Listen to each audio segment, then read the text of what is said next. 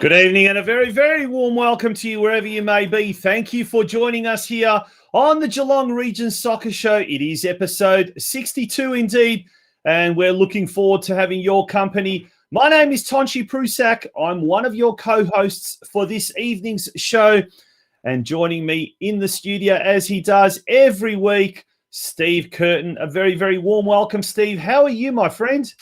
Very good, thanks, Tonchi. Good to be in the studio once again here at home, of course. Yes, and, of course. It's been a huge weekend, and I think a weekend almost as huge as this show is going to be tonight. How was your weekend, mate?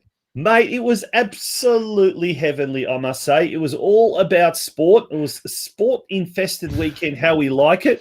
You cannot wish for a better weekend, except for some of the results that didn't go our way. But the weather, yes. How good was the weather? And the weather was great. It started on Friday night for you. You were involved in with our good mate Craig Filer from the Football Out West show. You were involved in an awesome game down Knight Stadium way. Yeah, well, as everyone knows, we go on about it enough. It's the best place to commentate in the NPL in Victoria and probably Australia. And it was a very cool night as well. So it was good to be tucked away indoors there in that fantastic commentary position. That's as good as anything you'd have at the MCG. And we got to witness a great match with a bit of an upset win with the visitors getting the points there when the Knights have been very strong at home and the Eastern Lions got up 2-1 courtesy of a 90th minute winner from Losty. That was a volley that was very, very nice. Well, I spent Saturday afternoon in glorious sunshine down at Stead Park, well, at least in the first half anyway, and I was commentating the Geelong Galaxy United game. So fantastic. I don't recall Stead Park ever being so pleasant weather-wise. Normally it's cold and normally there's a wind blowing down there. Look, in the second half, the sun went down. It started getting a bit nippy. But nonetheless, it was absolutely fantastic. And then I was out watching my little fella playing out at Ocean Grove yesterday at Surfside Waves. Big cheerio to the bloke making the coffees in the Surfside Waves canteen yesterday morning. Best on ground.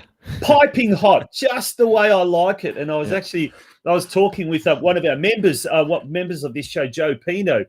We were both saying how much we enjoy the piping hot coffee. So Surfside Waves, at the moment, they have got the best coffee in Geelong until next time. Yeah. But absolutely fantastic. That's a good discussion point, Tonchi. We go on about who's got the best canteen all the time, who's got the best food. We always talk about NPL food safaris and all the fantastic cuisine that's on offer. But what about who's got the best coffee? We get the real coffee connoisseurs to come in, so a few footballing hipsters to come in and test it out. Yes, let us know in the comments section, ladies and gentlemen, who's got the best coffee. And Santino Mamoni, who's one of our number one fans, don't you say Corio Soccer Club simply because Mario Gregorio, the president, makes it personally for you. But let's get on to who have we got on tonight, Steve? A bumper show indeed. Well, I'm glad you asked, Tonchi. First up tonight, we've got Western United's Pete Bradley, who heads up their community department there at the club, and he's going to talk about a very good initiative that the club's got underway, isn't he, Tonchi? Oh, absolutely. Look, it happened on the weekend. It kicked off on the weekend up at the Leisuretime Sports Centre. We'll be talking about that very shortly, by the way. In fact, we're going to do a very, very quick recap of the NPL 2 and NPL 3 divisions, and then we'll launch into that. So, Steve, first up, over to you, mate. Okay, I will just quickly, mate, we'll mention the other two guests tonight as well. We've also got EDDY KONTELJ and Mick Parker coming up after that as well. But yeah, first we're going to talk about the NPL 2 from the weekend, and North Geelong Warriors hosted the I've got the wrong screen here. They hosted Brunswick City, the league leaders, and they played out a 1-1 draw at Elko Park, and the goal in that one was scored by none other than Yuji Kin, and here it is on your screen now. It's a beauty.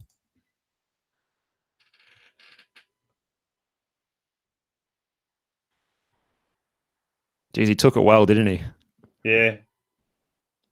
I mean, obviously a lot of glare there with the sun low in the sky, but he took it very well. And that was a 1-1 draw there. So, and that was actually the opener on 60 minutes in the game. And then, unfortunately, North conceded on 75 minutes through an own goal. So the spoils were shared there. And there's the table there. So North Geelong, they are now on 10 points there. The league leaders on 18. So now you can throw a blanket over that middle top half section there, can't you, Tonji? Yeah. How close is it? How congested it is?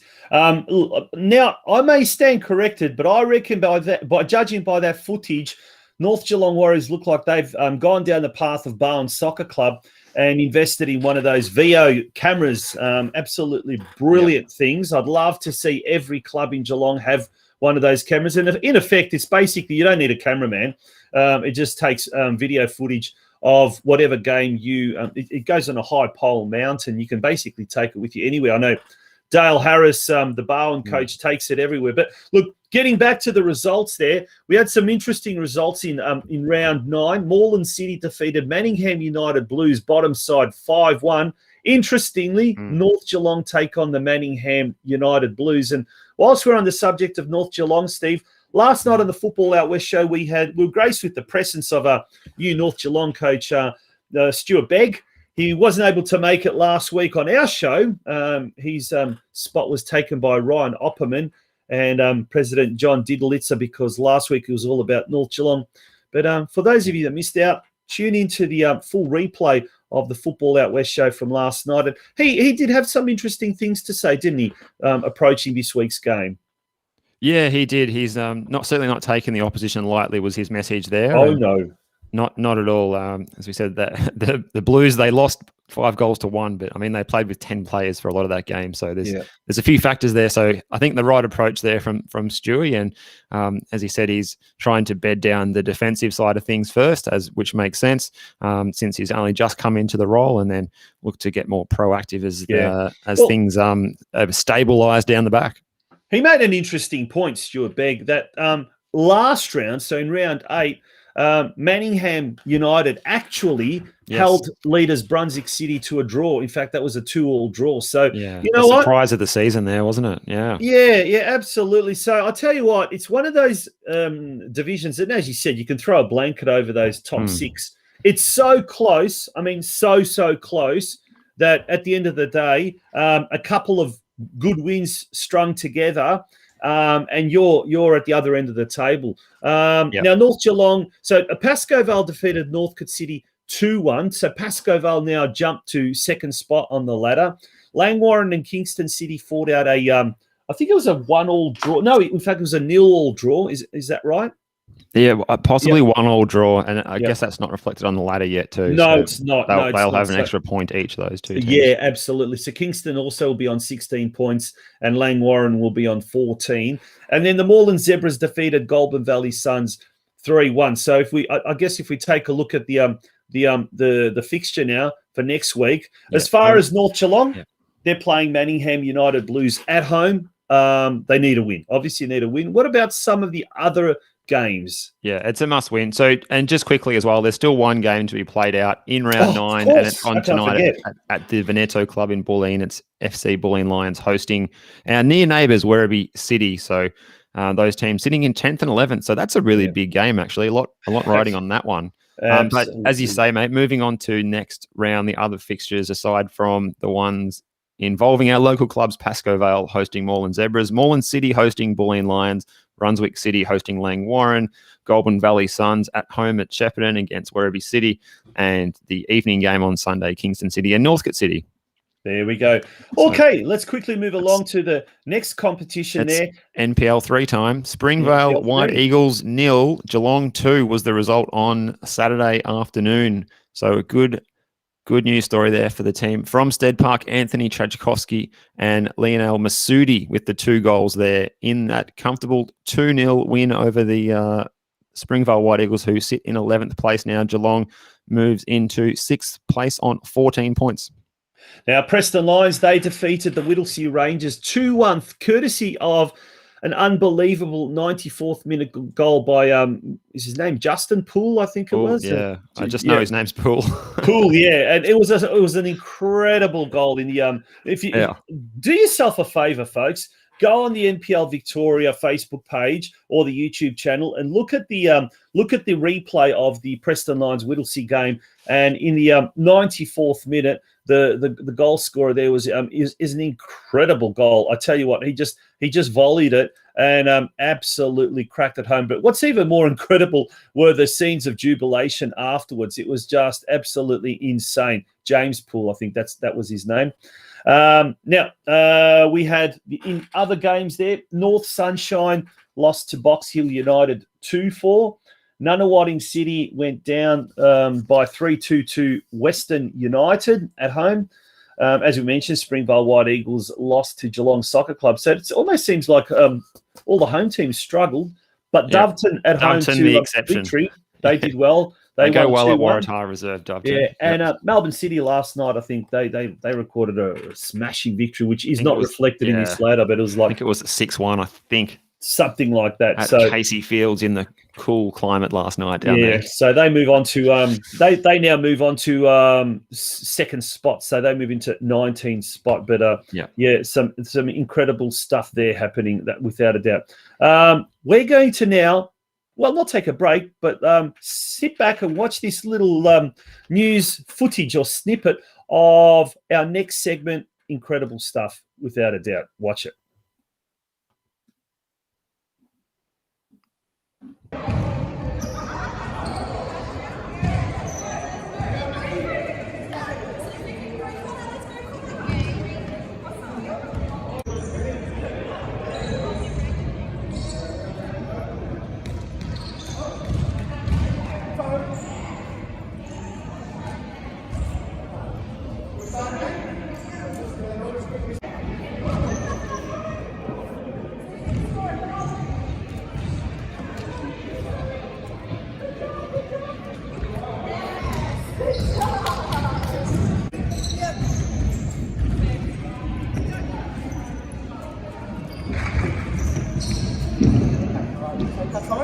Nice and slow. Off you go. Run the outside, that's better. Yep. There you go, mate. Well done. That's it. Perfect. There you go, that's better. Around the cone.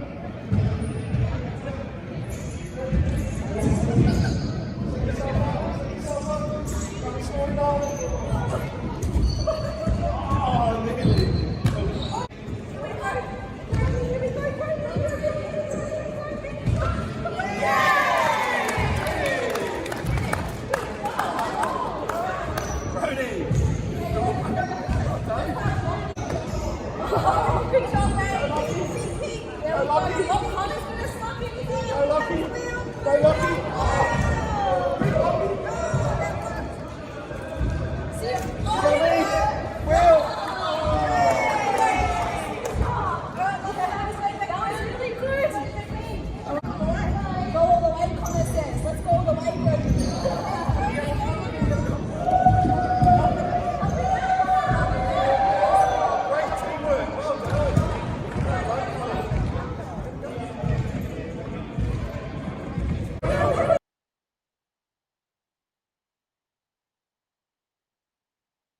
How good was that? That was absolutely fantastic. I think basically that pretty much speaks for itself. Frame football came to Geelong, and I was actually very lucky that I happened to be at the Leisuretime Centre, and I was able to see a little bit of that action. And it was quite. We talk about heartwarming moments in football. Well, that was at a local level. So let's bring the man on, Steve, who was behind all that. He is the Western United's community officer, Pete Bradley. Pete, he joins us live now. Pete, how are you?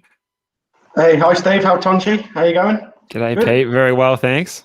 Pete, now that was awesome. We just saw a little bit of a snippet there. But tell us how it all started. And look, firstly, let's talk about last Saturday morning and your thoughts, because I know you were a very happy man. You said it exceeded all your expectations, but tell us everything. Tell us how the idea was born and the execution, and tell us just the parents and their feelings. And there's so much to talk about. Over to you, mate. Yeah, no, it's been a long time in the making. The frame football over here. It's a brand new sport, I guess, for Australia. I don't think there's anyone else at the moment providing it, which is great. But it sort of stems back from I guess a couple of years ago. But my great nephew plays frame football in the UK, so I guess it's a close to heart for me. And speaking to my nephew just about the impact it's had on Harrison's life, his son, and just what opportunity it provides, and just the social side of and just being him to be part of and be included in football. I guess Harrison's got an older brother, Tay, who plays football, and so generally, he was your typical younger kid being dragged around watching his older brother play football, and unfortunately, Harrison is not as capable as Tay with the disability he's got. So frame football really gave him the opportunity to get out there and be himself and enjoy himself and play football.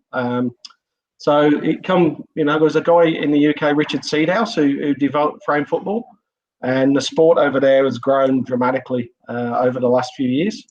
I was fortunate enough in September 2019 to go to the tournament at St George's Park, and there was at least 6 or 7 teams from around the UK who took part, just to show that how big the sport can be, and just that impact it had on me personally. I was certainly keen to bring it back over here and try and get it up and running. So fortunately, the opportunity is there with Western United to be able to have the platform with Leisure Networks to be able to do it. And Saturday was the culmination of that. So it was great. Great to get it out there.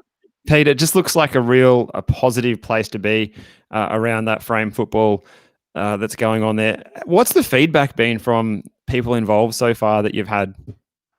Yeah, the feedback's from the parents on the day was fantastic. They were just pleased and just so happy that there was a platform for their kids to be able to get out there and be active. I guess the biggest thing was being in the frame, with the wheel. A lot of the outdoor activities they couldn't do. So the frame football being indoor on the basketball surface allows them to be able to be mobile. So that platform to be able to get out there and play was just amazing. So the feedback from the parents on Saturday was great. And then there's been a lot of sort of post afterwards that it's a real positive thing. Like Sanji said, the atmosphere on Saturday was really good. A lot of smiling kids, which is what we want to do. And it was just a really good vibe about it. And I'm sure it's going to grow. It's just going to grow. Yeah. Pete, like all good things, usually in Geelong, particularly, it's word of mouth that gets around. But as you said, it must have been a lot of smiley faces, a lot of positivity there. But it wasn't just confined to locally. There was a dad there with his young son. They travelled like an hour and a half almost from the other side of Melbourne to get here. How'd they hear about it? That's incredible. That's a great story. Yeah, so that family drove down from Parkdale on the southeastern suburbs. So I guess that just sort of emphasises that there's nothing out there that compares to this for those kids. So the fact that those families are prepared to travel just shows that there's a requirement and a need to be out there. So we're just proud to be able to provide that. Hopefully it'll grow, and hopefully we can get more and more teams around the state and around the country. Similar to power chair football, I guess, which is something else Western United's involved in. The sport's growing, and there's more teams involved that we can provide these opportunities for people of all abilities to play our great game, which is what we want. Absolutely. And Pete, have we seen anyone reach out to you and looking to do the same thing that you're doing with the frame football already? So there's a foundation in the southeast suburbs in Mornington who are trying to do a similar thing. We'll be working closely with those to see what we can do to get that out there. But at the moment, with the relationship with Leisure Networks and Carrara Leisuretime, that makes us a great base to start off with. But there's no reason why we can't take this on a bit of a roadshow, certainly around the West, being the Western United platform. And it's another part of the club, providing opportunities to play football for everybody in the West, regardless of age, gender, ability, disability, anything. We just want people to play football, definitely. Now, if you've seen a resplendent Western United green and black van driving around Victoria, chances are you'll probably find Pete Bradley at the helm. Honestly, mate, how many kilometres have you done in that van? Because you've gone all over the state virtually, and you've even gone interstate to Tasmania. But tell us about some of your experiences, particularly when you go to little far-flung places where you probably wouldn't even expect football to be popular, and you're growing the game. Tell us some of the stories that have happened to you.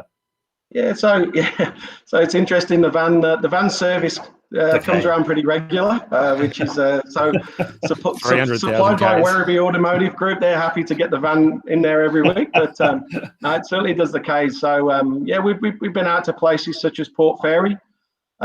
We went down there a few weeks ago. So there's a brand new club, Port Fairy, which Plovers, is that right? Is it the Plovers? Is that what they're called? The Plovers, yeah. Right. Yes, so we were invited down to their first ever training session. Wow, which was fantastic. So, and again, just the positivity of that club starting off in an area which is predominantly AFL based, I guess. I think there was 85 kids at least at that first training session. So. Really good to get out there, obviously in the West, and again the reception was really good. The fact that we were given the time to come out to these areas. We did a Lightning Premiership recently in Bort, of all places, which was good. So in the sort of north, up in the Loddon region. Yep. So again, 5 or 6 local schools got together, and we supported a Lightning Premiership with referees from our volunteers and from our casual staff. We're working closely with CEDA in Geelong to give CEDA students the opportunity to work within the sport industry as well. So just going out to these regions, it's great. The reception's always been good.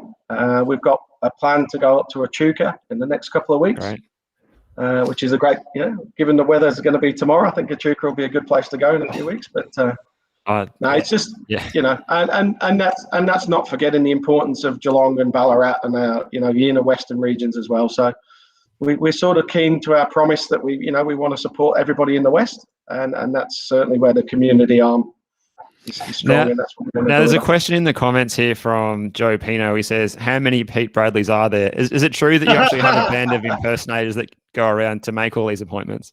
Well, no, there's only one, fortunately. You wouldn't want more than one, definitely. Now, Pete, talking about country clubs and talking about, I guess, some of the difficulties that some country clubs have, but also the beauty of what our game can deliver. You were involved in another heartwarming, let's call it, incident. This time with juniors. This time it's your under-12 Geelong Rangers team, and it was very incredible. It's been publicised, and there it is. Tell us about this. I guess this special mention that the Geelong Rangers Soccer Club has made of your team. Look, I guess this one is, more about teaching the kids with our under-12s. I guess the situation is we were playing Colac, and the league at the moment, or was at the moment, was built up of 14 teams of all different Kangaroos, Joeys, and Wallabies all thrown into the same league. And there was some big scores within the league, and obviously Colac, we're doing a great thing of getting their kids out there on the park, but obviously given their location, they were travelling an hour at least every other week to come into Geelong and play games, and unfortunately on the wrong end of some big results. So look, we as a club and as a team, we decided we were playing these guys at the weekend. We wanted to show our appreciation of Sam and the guys there at Colac for what they're doing to try and get their boys and girls on the pitch each week. So we invited the guys in the Colac team in for lunch. Nice. Our boys, served them their food, and we had a good chat, and we all sat together. We mixed the teams up, and look, it was teaching our boys, to be good sportsmen and to be respectful. And I think it was a life lesson for those guys, just to learn that, you've got to be gracious in defeat, but you also, more importantly, got to be gracious when you win games. We all want to work together and build football. And look.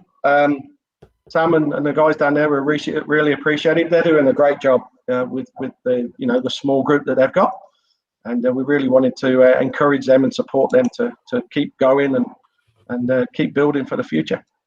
Big shout out to the birthday boy there as well. What was his Jackson? name? Yeah, Jackson, he got a special prize. He got a yellow card for his birthday, so he was happy for that. Yay! There you go, Steve. At least it wasn't red. Pete, the country championships is actually fast approaching now. It's only only 3 or 4 weeks, 3 weeks away or something. So, what's your involvement in that with that coming up? So yeah, we're still involved with the organisation of the squads. It is Steve. It's coming around too quick, but it certainly with the COVID year, having the year off, and then obviously this, it just creeps. You forget how soon it creeps up. But look, I think overall the Geelong squads are in good shape. We're up and ready to go. You put on there this fantastic news today, which is that Geelong Port are the major sponsors of not just the girls team, which was announced a couple of weeks ago, but they're actually major tournament sponsors. So fantastic support from Geelong Port for the whole football community, and now play a major part in the country championships, which is coming up. Big weekend, 1,500 kids coming into Geelong with their families over 2 venues, Stead Park and Rangers. Lisa and Monica and the tournament committee have done a lot behind the scenes to get it up and running. But it's going to be exciting. I think it's going to be great to get such a big event happening in Geelong. I think after last year, it's only going to be more and more exciting, having had to put it on lay-by for 12 months and come back. It's going to be very good. Yeah, definitely. And thanks to those sponsors as well, Geelong Port, definitely for the girls. And we've also got some Nardi produce. So I see Joe Pino is on there. He's our member. Who's the member of He's our member. So shout out to Joe and Nardi Produce, who are sponsoring the Under-11 Boys North. And also Matt Betts at Enzo Homes. Matt and Eva have come on board for the Under-14 boys as well. So a little shout out to those guys. Now, thanks to you, Pete, to Mike Chapman as well, and everyone else at Go FC Coaching. In 2 weeks' time, we'll be having a special Geelong Region Soccer Show episode devoted to the whole country championships preview of that. We hope to get some great footage as well of the jersey presentation evening as well. So that I'm looking forward to that. And then as well, the Queen's Birthday edition of the Geelong Region Soccer Show, which is on Monday, June the 14th. We will be having a big bumper edition of the Geelong Region Soccer Show, looking back at everything that happened. And hopefully the Geelong teams can do as well as they did 2 years ago. Yep, fingers crossed. Home advantage hopefully pays off. And look, there's 190 kids, I guess, champing at the bit to get out there and represent our region. So absolutely. Now, just one quick word before a quick question before you do go. It's over 2 venues, is that right? Myers Reserve and Stead Park, is that right? That's right. So all the girls and the small-sided, so I guess the under-11s and under-12s will be under-11 and under-12 boys are at Myers Reserve. And then the under-13s and upwards boys will be all at Stead Park. Yeah. So for this format, under-13 boys are still playing full size. Yep. So they're the 2 venues. So a lot of football over the 2 venues, and thanks to the clubs, both clubs, for providing those venues for the tournament. Just a shame it can't be all in the one venue. And if we did have a regional facility, it would be in the one venue. And how coincidentally that we're going to after this, we'll be talking with Councillor EDDY KONTELJ, who is pushing. He's pushing hard. He's really pushing hard the idea of a state regional facility or regional facility here in Geelong. And he met over the weekend with one of your bosses, I guess, Pete, Steve Horvath, one of the directors of Western United, and Councillor Kylie Grisbeck, who's also a fan of this show. It'll be interesting to see what they say. But in the meantime, Pete, thank you very much. Wishing you all the very best. And where's the next trip tomorrow? Tomorrow's a 8:30 start in Pascoe Vale. So we're up there running. Up to the north. Up to the northwest. I guess we can still call that west. I guess we're claiming it anyway. We're claiming territory. So absolutely. We're expanding Greater Western. region. That's it. Yeah, mate, all the very best. Wishing you all the best for the coming country championships and indeed for the rest of the season, rest of the year. No, thank you, guys. Thanks for having us on. And, yep, look forward to catching up in a few weeks. Thanks, Pete. Good to see you. Good on you. Pete Bradley, he is the community manager of the Western United. Some great feel-good stories. What a great way to start the show tonight, Steve. We're going to take a little bit of a break now. When we return, mate, we've got our next guest, Councillor EDDY KONTELJ. Don't go away, folks. Now, right now, what we're going to be seeing is we're going to be seeing a program that I'm quite involved in. It's called Man vs. Fat Soccer. It's a promo we've been running in the last few weeks. And the new season starts this Wednesday.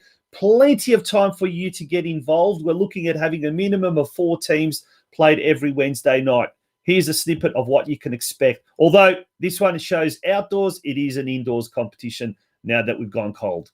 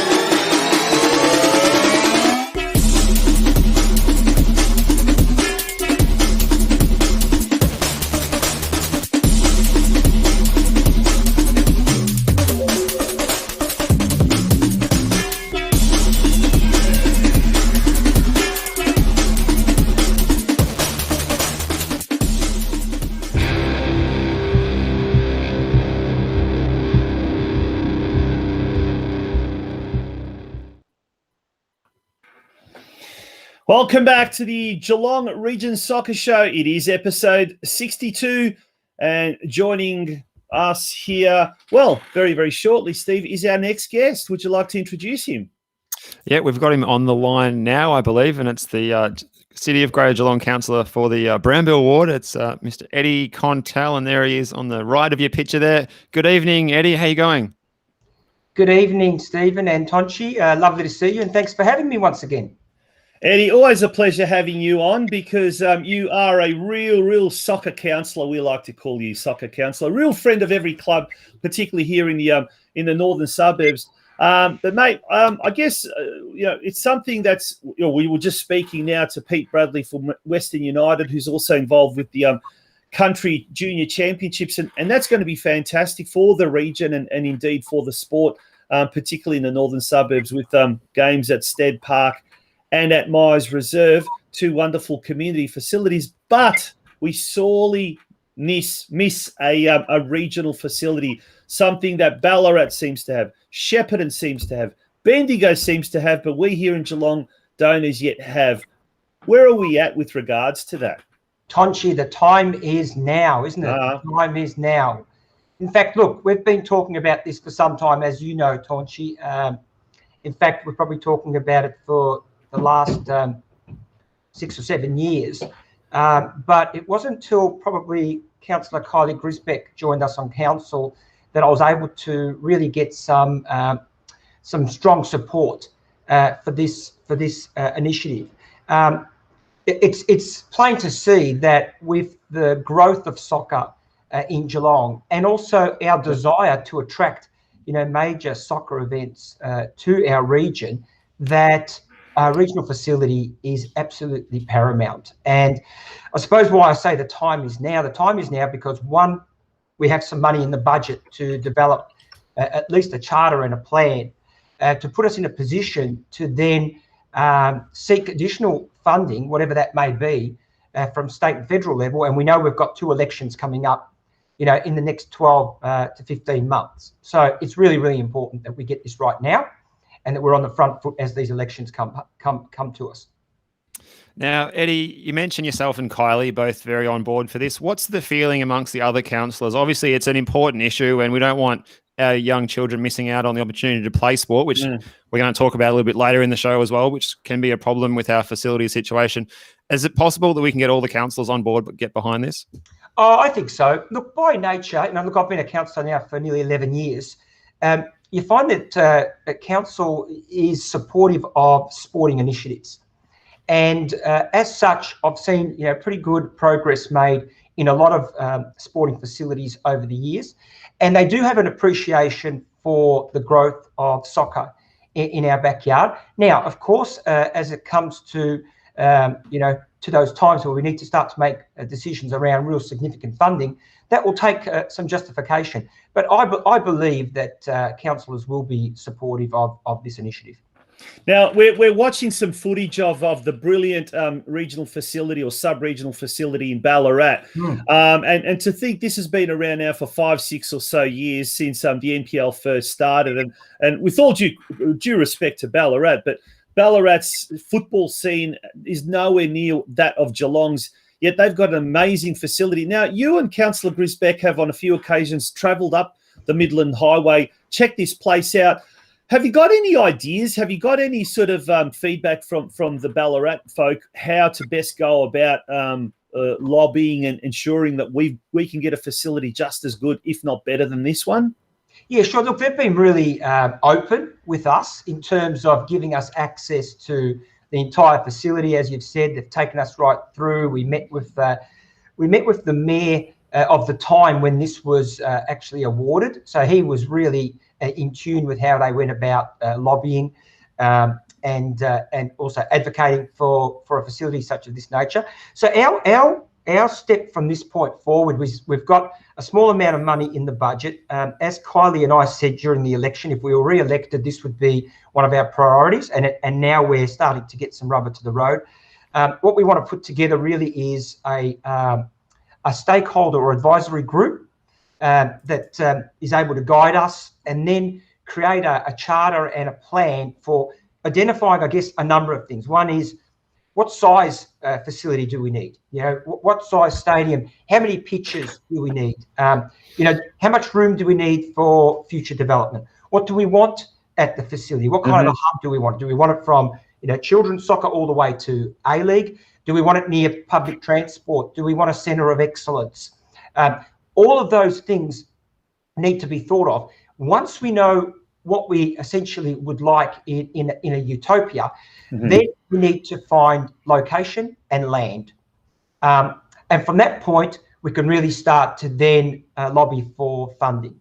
Now, if we've got utopia and that's not achievable, we can always scale back. But I think we need to put into the framework everything that we would like to try to achieve from a facility like this.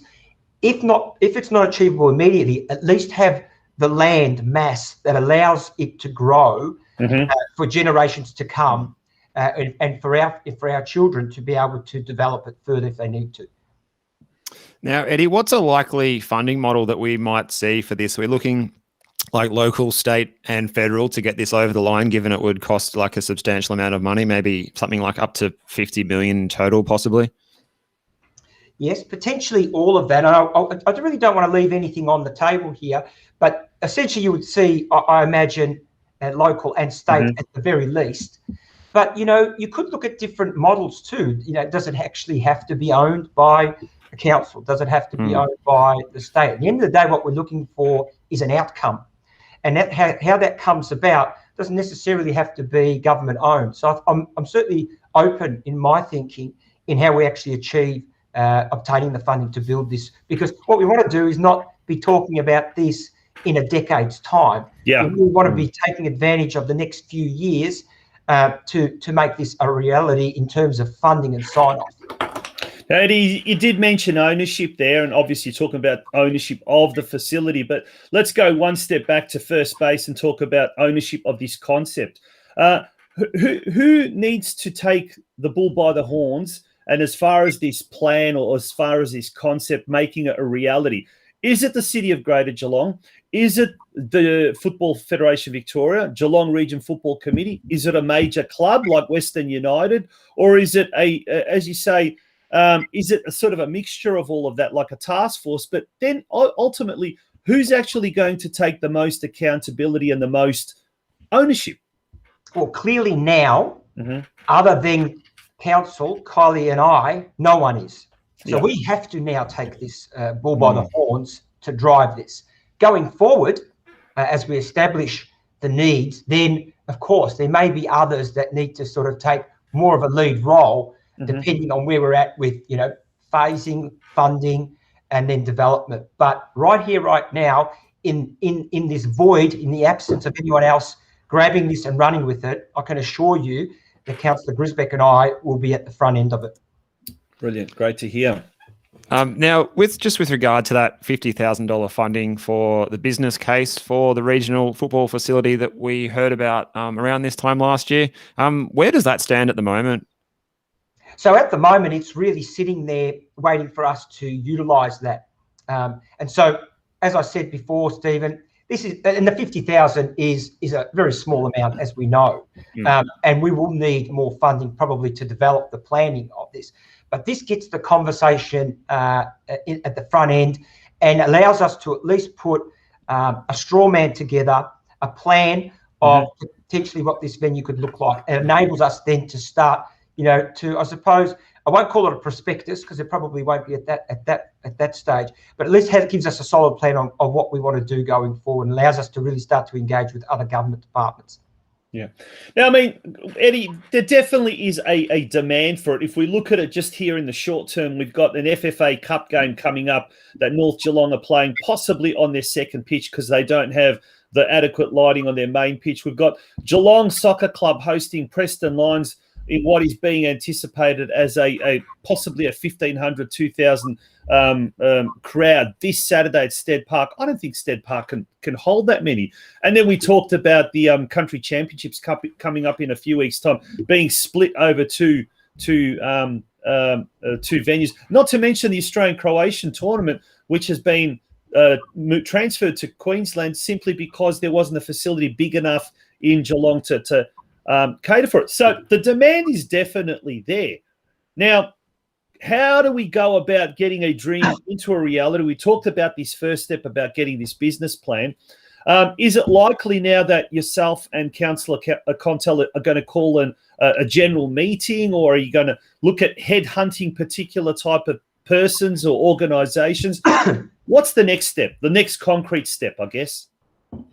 Yeah, so I guess I don't want to start naming too many organisations and too many individuals here because we clearly need to approach them. But I think you guys know better than I do, some of the organisations that at least need to be involved. And then, of course, we need some subject matter experts. And then as that progresses, we will need state representation as well. So, yes, the demand is definitely there, Tonchi, and probably has been, to be quite honest, for about a decade and more. Absolutely. But what I have found, Tonchi, particularly during the election when we sort of announced, Kylie and I announced that we were going to sort of spearhead this. And you might remember we had a photo and there was a lot of representatives from a lot of clubs there. And what I found in the last 10 years is early days when we were talking about this, clubs were a bit concerned about, well, hang on, if we put funding into a regional facility, what happens to our facilities? Does that mean we miss out? And clearly we've demonstrated that's not the case because you look at the millions that we've now invested in local clubs over the last 10 years. But now they're saying we do need this because we need this to spill over. We need it to develop our younger teams. We need it for major sporting events such as the Croatian tournament. So we've got a lot more people now that are starting to encourage us to do this, and I think we'll have really good support from the soccer fraternity in Geelong. And we know when Geelong gets behind something, we're very, very successful in being able to deliver it. Now, that's not a photo of the masked Avengers or anything like that. That is actually a kind of a COVID photo of we've got Geelong, North Geelong, Western United, Bell Park, and Corio Soccer Club represented there. So as you can see from that photo, there is definitely a lot of support with the clubs. But Steve, any last questions for our guest tonight? I guess just as the last one, like, what can we do to get the football community on board and teamed up and all united for this? Is that the goal we should be aiming for, to get everyone behind it, everyone working together and pushing it along? That's a really good question, Steve. Thanks for asking that. I reckon we are going to need your support. We are going to need the community's support. Make no bones about it. Getting $30 to $50 million is not a simple task. So we are going to need the soccer voice to be as united as we possibly can be, and really strong and loud in voice that, hey, this is something that we want and need, and we're behind the council in developing the right facility. I guess one last question I've just remembered now. The G21 soccer strategy, that was, I think it's probably outdated now. It was always going to be updated, but I guess it hasn't really been, as far as I know, updated. Is now a good time, because we did see something in the press today in the Geelong Advertiser about AFL grounds and netball grounds and the best grounds and the worst grounds and yada yada. I'm not interested in that. I'm interested in our sport. Is it time that on one hand we talk about this regional facility, but also on another hand we start to update our regional soccer strategy? Because our next guest, Mick Parker from Armstrong United, he was telling me off air some very, very interesting things about just the future development and how everything sort of seems to be skewed towards AFL grounds and the development of AFL grounds at the expense of football, as in soccer grounds. So, and that's obviously happening down south, and I'm sure similarly it'd probably be happening with the Lovely Banks growth area. Do we need to act on that now before it gets too late and we miss the boat with regards to that? Yeah, so we've already started to discuss that. That's absolutely right, Tonchi. That G21 soccer strategy, which was actually never adopted by council. I think I've told you that on the show before. Yep. We only noted it. And that was the reason that it was never adopted is, in fact, at the time, many of the local soccer clubs weren't in support of what was being advocated for. So I do think now it's time to pull that back out, refresh it, and the regional soccer facility needs to be part of that. Absolutely. Absolutely.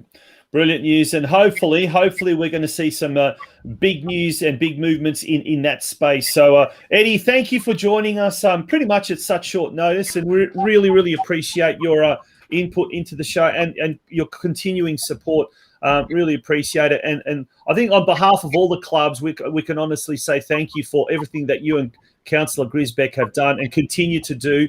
And let's get this one over the line, because this is something that would be a legacy, not just for our children, but for our children's children.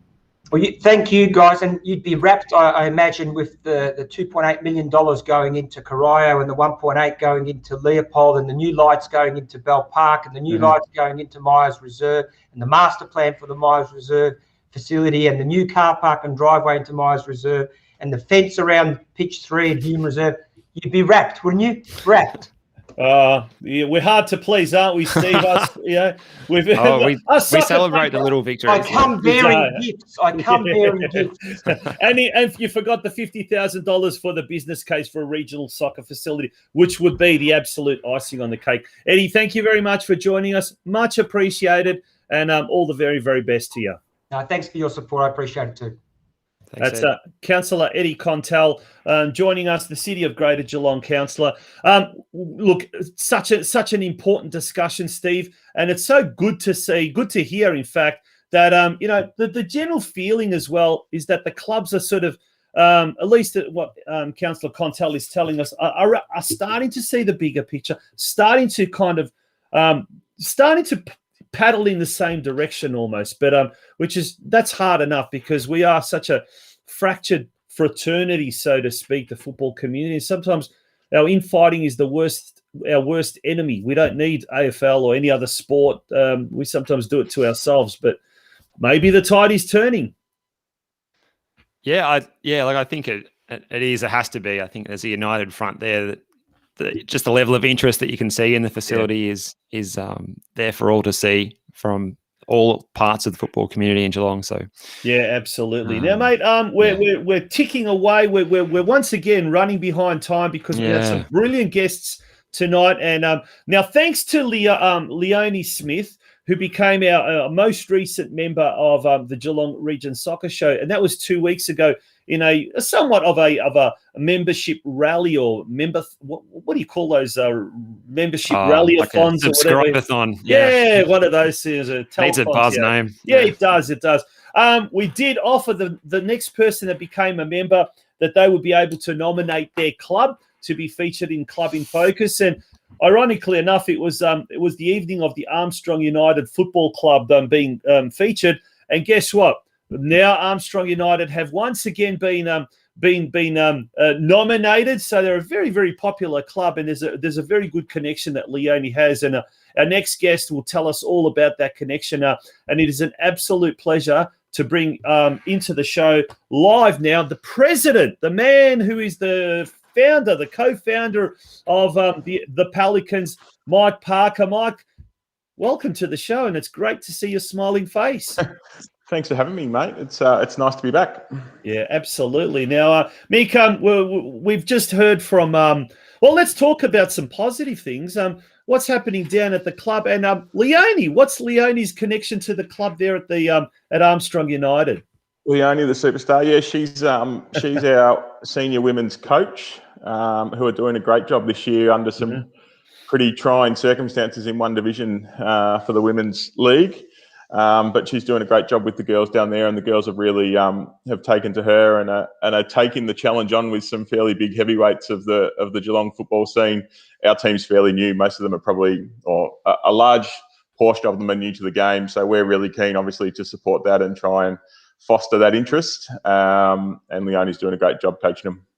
Yeah, tell us about the women's, because as you said, they're playing against some really, really tough sides. I mean, on the weekend they came up against Geelong Rangers, who are the undisputed champions at the moment of the local competition. But they have not given up, and I think we heard from Lucas Ellis a couple of weeks ago saying when they were kind of asked, what's the go? They said, "Yep, look, we're going to keep on going. We're going to keep on playing." That pretty much sums up the wonderful team spirit and community spirit the club's got. I must admit, I thought probably when Football Victoria announced that they were going to one division, I thought that would probably be the end of our women's team, because I initially thought they'd be in Division 3, and then obviously there weren't enough teams for that, so they were going to be in Division 2, and then to be told, 5 days before the season started, that they were going to be in Division 1 and everyone's together. I thought that might be the end of us, but the girls, to their credit, were really keen. They've got an attitude where they'll just come up against anybody, and to be honest, they struggled a little bit on the weekend. Rangers are a very, very strong team with some experienced players, but apart from probably a 10 to 15 minute spot where Rangers scored a few goals, they really counted themselves really well, and I think it was up until nearly half time it was 1-1. So the girls are doing a great job. Oh, well done. That's great to see. And look at that. Like, there's a photo there of them on the screen, and it just shows, I think, that team spirit. And I wonder what they're singing or yelling, but they look like they're having a good time. That's the most important thing, hey? I think one thing you can definitely associate with our women's team is that you always see them smiling and laughing, both on pitch and off pitch. So, no, they certainly enjoy themselves. Yeah.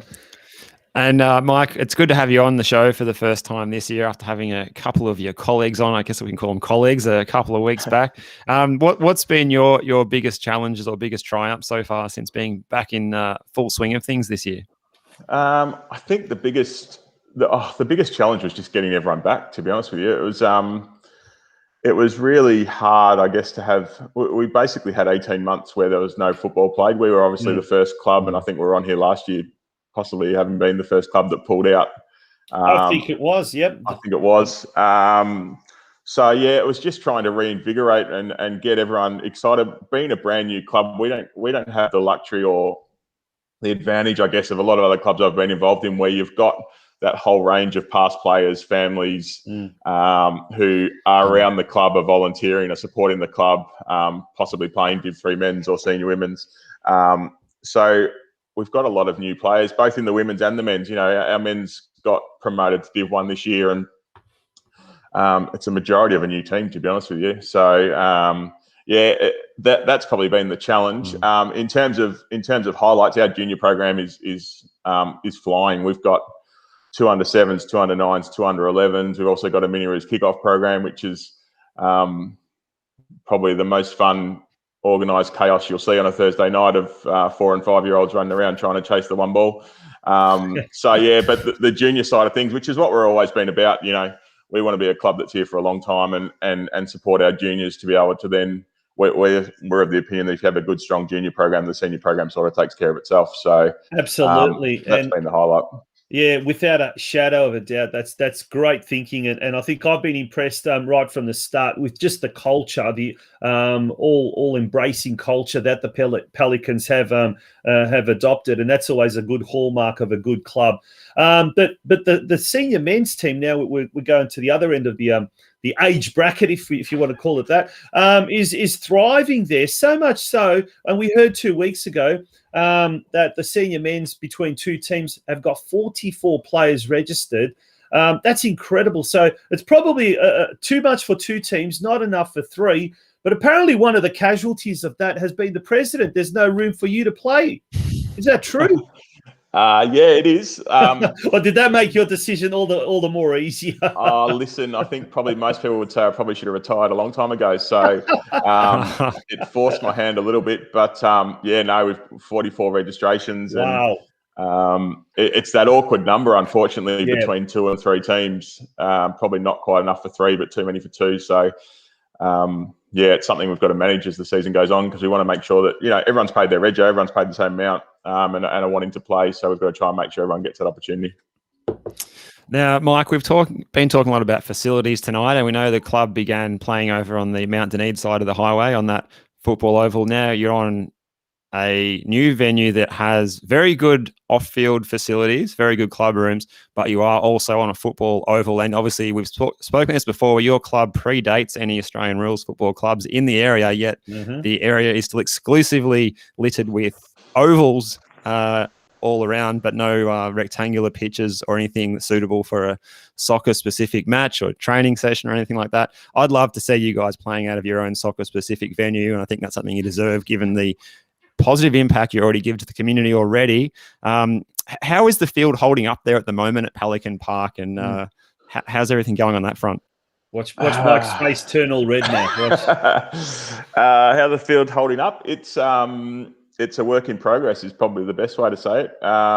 We're in our 4th season and we haven't spent a full season at home yet, and we're on a new oval this year, which has got lights, which is great, which means we can train there. It does have a cricket pitch in the middle of it, which encroaches on our soccer pitch, unfortunately, which makes it difficult. And the actual grass itself probably hasn't really taken. So, yeah, it's a bit of a struggle. You can see there on the photo, it's a bit patchy and it's a bit of a bumpy surface. So, I know and there's the cricket pitch. Look at that. And there's the cricket pitch. Yeah. So, right on the penalty and spot. in the days of OHS being a big deal, surely that's not the safest way to have a facility set up, if especially it's being built from scratch recently. I wouldn't think so. And like it kind of shouldn't be okay, I think. Exactly. I guess it's for us, it's a case of we try and make the best of what we've got at the moment. It's either that or we're probably at Howard Glover, and if we're at Howard Glover, then we're losing a bit of our club identity. So I know a few teams have come and they've played. Every team that comes on a weekend and plays at Pelican Park comes and lifts up the cricket pitch and has a look and complains and has a whinge. And my only sort of response to that is just be grateful you're only playing it once a season. We have to play it every second week. Exactly. Isn't that ridiculous? Isn't it sad? But look at that. You know, you see that cricket pitch and yeah, I mean, gosh. And look, Mike, off the phone or off air, I guess, we were speaking about this earlier today, and you came up with this staggering statistic about the future growth of sports facilities in the Armstrong Creek corridor, if you like. You said you were going to try and find the exact data. Were you able to? And at least tell us in a nutshell, what are we facing?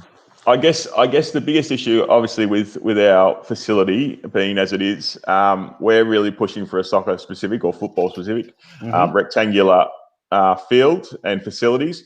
There is actually on the Armstrong Creek master plan, there are 12 football ovals planned for the region, and at this point there's not a single soccer pitch planned. Now, I understand developers wanting an oval that can be used by multiple sports, and if they put a football oval on, I'm sure they're thinking they can have a cricket club there, and then soccer will just make do with what's on there as well. But you know, in terms of sporting clubs in our region, we have, I think we're up to about 150, 160 players across juniors and seniors. The local footy club probably has 30 or 40, and the cricket club has 30 or 40. So in terms of need and what we want to get out of our club, we're now pushing pretty hard with council and the local councillors and those type to try and get a rectangular field. It's funny, we hosted Leopold senior men's team on the weekend, and they came in and were like, wow, these facilities, bar, social rooms are amazing. And you know, I think we'd probably swap them to have their pitch without the facilities if we had the choice.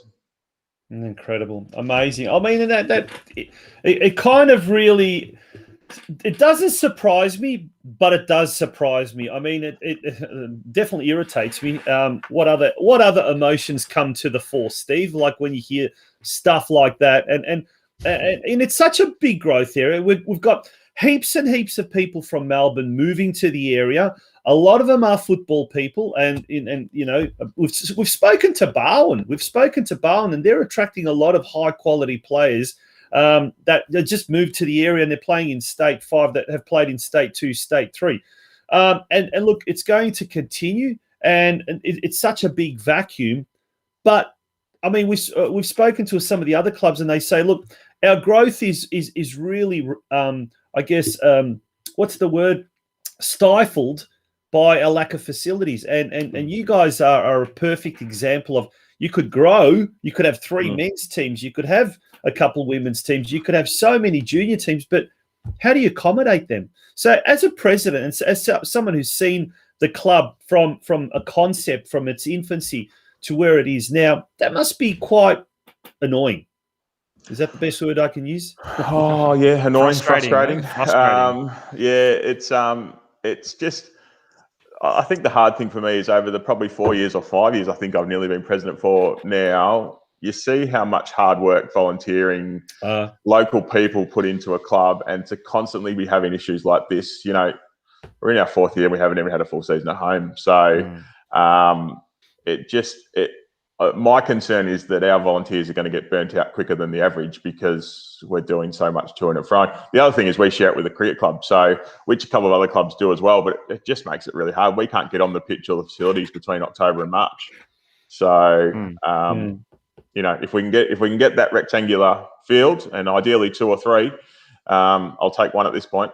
But yeah, if we can get that, it'll make a massive difference. Has the council been receptive to your plight? Have the workers that work in that department, have they actually said, yeah, geez, something's got to be done? And then, you know, what's been the reaction from council? Yeah, listen, we've got Mark Riddle's our contact at City Grade Geelong, and he's been great, to be honest, and he understands where we're at. And in total respect to them, the Oval the state of the Oval probably isn't their fault. The initial pitch was laid, it didn't take, all weeds came through it. There was a contractor come in to spray the weeds, and unfortunately he got the chemicals mixed up and killed the whole ground instead of killing just the weeds. So he's a double agent. So that put us back 12 months, 18 months, and it still hasn't recovered yet. So to be fair to City Grade Geelong and their staff, they're the ones trying to fix the mess. Yeah. Well, good to see. Good to see. Mick, mate, it was great having you on. I wish we could speak a little bit about more positive things. And there are. What's your coffee bottle like, by the way, down there at Carlican Park? Coffee? Yeah.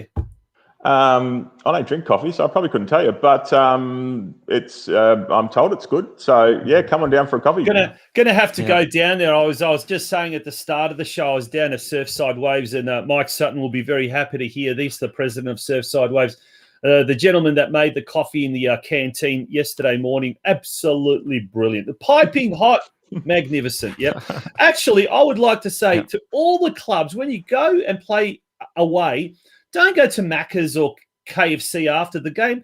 Buy a snack, buy a coffee at the local canteen. At least that's one way that you can help a fellow football club here in Geelong. I'd absolutely love to see that happening, and people hanging around and what we saw happen up at Myers Reserve with the under-12 Rangers and Colac kids, absolutely fantastic. So, look, a lot of positive things are happening at the end of the day, and I know you guys are a great bunch of blokes down there at and girls down at Armstrong United. We're going to have to pop down to Pelican Park one of these days, Steve, and enjoy a coffee. Hey. Definitely. Absolutely. I think, and if anyone wants to add this to the comments, if they say yay or nay, but I think we should look to make maybe a coffee league table of all the Geelong region clubs. Oh, that's a good idea. And by the way, Mike, you do not know what you're missing not drinking coffee. If you've made it this far in life, you're doing a good job. Yeah. Absolutely. All right, mate. Thanks. Thank you very much for being on our show tonight. Wishing you all the very, very best. And we certainly look forward to more, good news coming out of Pelican Park, and certainly, hopefully, the not just the off-field facilities, but the on-field pitch as well will improve in big time. Good on you, mate. Gents. Thanks, Mike. Cheers. Mick Parker, the president of the Armstrong United Football Club, mate. We may have started something here, haven't we, with the coffee crusade? Let's call it that. Hey, the coffee crusade. There's been no comments that I can see yet, although Santino says he has made a coffee before himself. I hope it doesn't keep him awake all night, but I'm sure. Look, I'm sure he'll be able to rest easy. No, we after should watching a show tonight. Yeah. If Foddy Kiprian, the Football Victoria Club ambassador, is tuning in, maybe he should host, and he loves his coffee, Foddy, and maybe he should host a post-season coffee tournament between all the clubs. And I'll tell you what, there'll be some damn good ones. Corio Soccer Club, Mari Gregorio, she makes a very good coffee. I know. Well, Lynn Toll up at Geelong Rangers. I'm not sure if she's a coffee person up there, or the Steam Pocket. Josip Skoko down at North Geelong. He's got the doesn't mind getting on the machines there, Josip. Yep. Yeah. And I do know Lara United sometimes have Miller's, one of the best cafes in Geelong. They also do coffee. So look, there you go. Whole heap of great coffees that you can get. If your club does good coffee, let us know. Yeah. They talk about in Melbourne, a lot of the Greek-backed clubs make souvlakis, and our friend from football, the Football Nation Radio, Josh Parrish, used to go on these NPL, what was it, food safaris, crusades? Maybe Geelong can be renowned as the coffee capital of football clubs, in Australia, or something like that. But I like it. I like it a lot. I like it. Let's move along to state league, Steve. We're going to whiz through this very, very quickly. Yep. Starting off with State League 2. Let's do State League. We mentioned State League 1. State League 1. Let's do State League 1. Speaking of Corio. In this fixture that Santino was unable to make because he was off shooting viral videos with Joel Selwood down at the Cats and working there. But what sort of excuse is that, Santino? What sort of excuse? Well, that video has blown up last week. That was pretty good. Should get Joel Selwood kicking the round ball or something like that, or doing a couple of headers or something like that. Good. Maybe we could get him to play Sunday League after he's probably going to finish up his footy career soon, I think. Anyway, good idea. Great. Yes, good ambassador there. Get him in the green and white there at Corio Santino. See if we can tee that up. Anyway, State League 1, not a good day in the end for Corio, as they conceded a 94th minute goal to Sydenham Park in what was a 1-0 defeat at Hume Reserve there. So you can see the league table there leaves Corio in 10th place with 8 points, 2 wins and 2 draws from their 9 games. Caroline Springs, George Cross. Well, they had a tough one. They could only draw 0-0 against Whittlesea United yesterday, but they are at the top of the tree, at top of the table at the moment, and those two sides meet next week. That's going to be a good game. That's going to be down at That's at City Vista on Saturday at 5 o'clock. Afternoon at 5 o'clock. Are you going to? I was considering getting to that one. We'll see how we go. Some big blockbusters this weekend, I'll tell you. Geelong versus Preston. Caroline Springs versus Corio. That should be an absolute good one. So some big games happening this weekend. But that's there you go. There's State 1. Sorry. Let's move along to State 2 now. State 2. It was the result there. Geelong Rangers going down 3-0 against FC Strathmore. That result leaves Rangers in 10th place on 8 points as well there. So 2 wins and 2 draws so far for Rangers in State League 2. Some big wins there. Hume United, Westgate, they also ended up winning. So that gap is starting to sort of grow. I guess Altona East also did well there, as did Mill Park. So, I mean, there's starting to be a bit of a gap. Rangers are now kind of, they're not there, but they're not far off the relegation zone. So at the moment, some tough games coming up. But that's right. Sorry, keep going. I was going to say, this weekend, another big game. We talk about big games. Well, this one's up at Myers Reserve at 3 p.m. Geelong Rangers in 10th hosting 9th placed Western Suburbs. Now, even a win here would probably not allow the Rangers to jump Western Suburbs unless they win by 4 goals to 0. Nonetheless, don't put it past them. You never know. And let's hope they do. Let's hope they absolutely do, because they do need to start collecting points. And look, once upon a time, Myers Reserve was like their fortress, and they have been dropping some points there. Let's hope the boys in navy blue can really do well this weekend and start collecting some points, starting with Western Suburbs this week. State 4, Steve. Right. What's happening in State 4? Let's go on to State 4. So you can see the table there on your screen. So the results for the Geelong clubs in that division as follows. Saw Golden Plains going down 5 goals to 1 against Westside Strikers. So not another good result there for Golden Plains. The only goal for Plains was by Gerrit Strickwerter, who scored a consolation goal from the spot late in that one. Better news for Surf Coast. They went to Spring Hills, and courtesy of goals from Jordan Swaney, Matt Humphreys, who returned from suspension, Jasko Ikanovich, who scored in consecutive games now, and Jack Banks. They had a 4-0 win. So Surf Coast, they're sort of very up and down. You don't know what you're going to get from Surf Coast, but they got the points there. That puts them into 7th place there on the 13 points. Bell Park, they did not have a good result. No. Oscar Bongiorno scored on 3 minutes.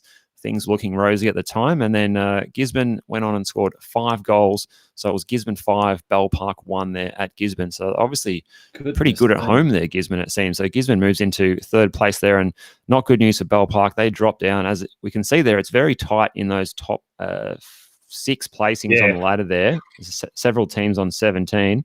So goal difference only separating them. So really disappointing. I mean, Bell Park were, last week were top? And now they're 5th. Second? So second or something like that. So big jump now, or big drop, I should say. This weekend, they've got a chance to, atone for their mistakes and redeem themselves. They come up against bottom place Spring Hills, and that's at the Springside Recreational Reserve at 3 p.m. So Spring Hills, 9 games, 9 losses. Let's hope it's 10 games and 10 losses this time next week, because Bell Park makes the trip up the highway. Surf Coast are at home to Melbourne City. Both those teams are on 13 points, so a really, really important game for the Coasters. And then Truganina Hornets, who are in 9th position, they host Golden Plains 11th placed. So the Plains, look, to say they desperately need points is like an understatement of the year, but they desperately need points.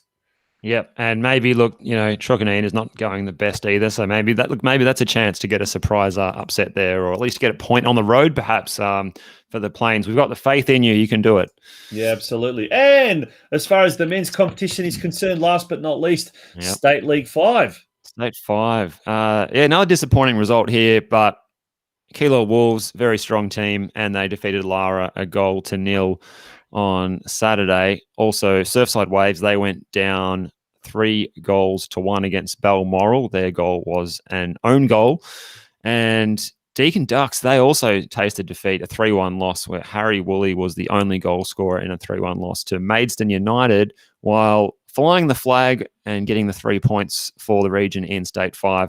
Barwon 4-2 winners over Maribyrnong Greens, 2 goals to Robinson and singles to Oakley Balboni and Anthony Thomas.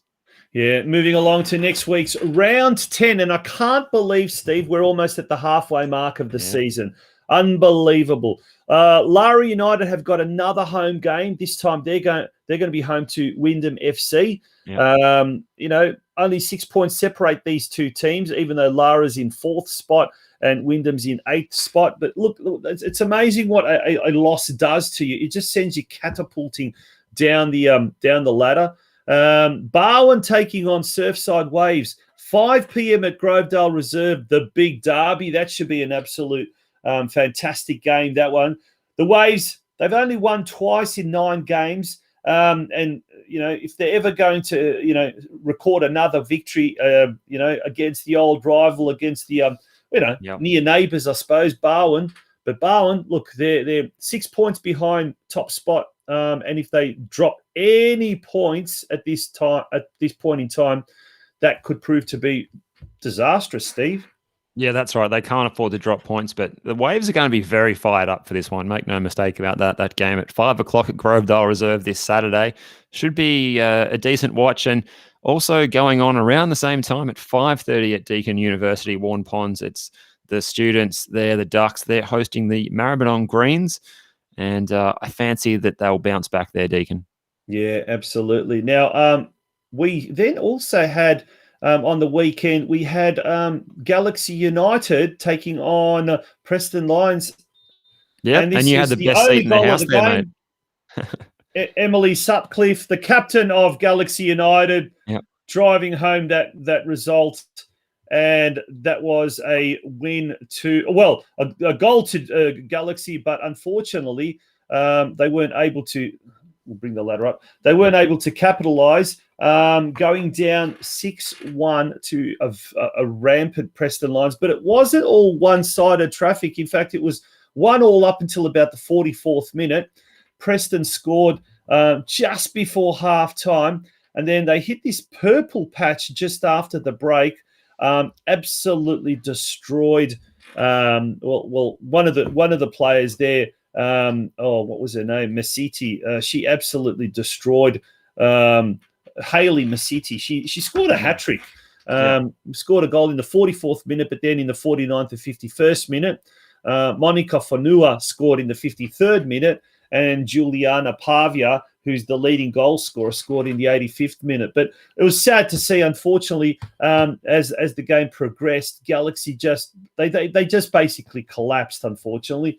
But there's some good players there, but there's a few players there that just make elementary mistakes. And if I was Rob Cash, I tell you what, I'd go back to the training track and get back to basics, because they're just making very, very simple mistakes. But that's Victorian Premier League women's competition at the moment. Yeah. And they've got a good chance of getting the points this weekend, though, because they're off to play 10th placed Melbourne University this Sunday at 3 o'clock at Princes Park. And look, I think if they can string together some good football throughout the entire 90 minutes, they will get the points in that one. Well, I think they will, because track record says that they perform a little bit better on the road than they do at home. Yeah. Wins at Casey and Eltham, yeah. Yep, they've won both their games away from home. Have done really well. Now, look, they're coming up against bottom side Melbourne Uni, who have only drawn 1 and lost 5 of their games. So you would really, really expect Galaxy to bounce back. And let's hope that they do. That game on, was that Saturday or Sunday, Steve? Sunday at Princes Park. Yep. Awesome. Okay, now turning our attention to State League 2 Women's and Lara United. They last week they had a bit of a hiccup. This week, how did they go?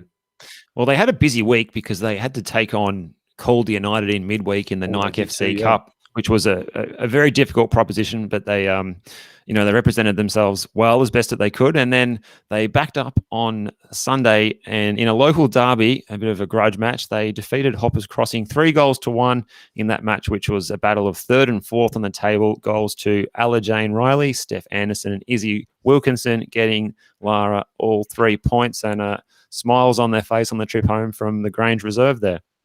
Yeah, absolutely. Good result after the result last week. And this weekend, Lara United are hosting La Trobe University. So that's going to be a tough game. Look at La Trobe University. They're up on top of the ladder. Yep. 5 games, 5 wins. Now, that game is on Sunday at Lara Recreation Reserve, 1 p.m.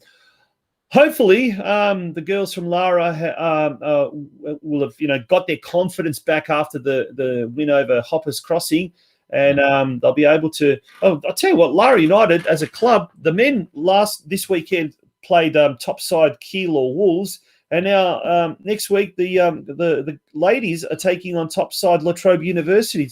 It's just been one almighty challenge after another, Steve. Yeah, and throw in that match against Calder in there as well, Tonji. It's a pretty tough stint, but yeah, look, I think they might be a chance to get the win over Latrobe University, given they're playing on home turf next weekend. We'll see how they go. I think they're a chance. Yeah, speaking of top teams squaring off against each other in State League 3 Women's, we had North Geelong Warriors taking on Altona Magic, and that was at Paisley Park, a place that you're very familiar with, Steve. You've been commentating there quite often for the men's NPL. And how did that how did that game go? Yeah, my second home out there, mate. I've certainly had plenty of kabapi rolls from the canteen there this season. North Geelong, in that battle of first and second, they did very well. They got a 2-1 win over the Magic, goals from Olivia Ortiz and Louisa Kump getting them over the line. So they retain their top spot, and they open up a gap as well now of 5 points. Yeah, and a big shout out to Louisa's dad, Pino Matza, who's tuning into the show tonight, and I can see he's very, very active in the comments section. Yep. Big cheerio to Pino. Pino, I think he goes to every soccer game in the region, so it's good to see. But North Geelong Warriors, 5 points clear after 6 games. They can breathe a little bit of a sigh of relief, having played some of the top teams in recent weeks: Caroline Springs, Avondale, Altona Magic as well. This week they're coming up against, who is it? Round 7. North Melbourne Athletic, and that match is at Elko Park at the later start time of 5 o'clock this Sunday. So that is a late start. So the game Twilight Sunday kickoff. So. Yeah, the game will be under lights, no doubt, but an opportunity now for North Geelong to extend their winning streak to 7 games from 7 matches. Speaking of the women's, let's look at the local competition now before we wrap up tonight's show. But there we go. Well, let's go through some of the results in the women's competition.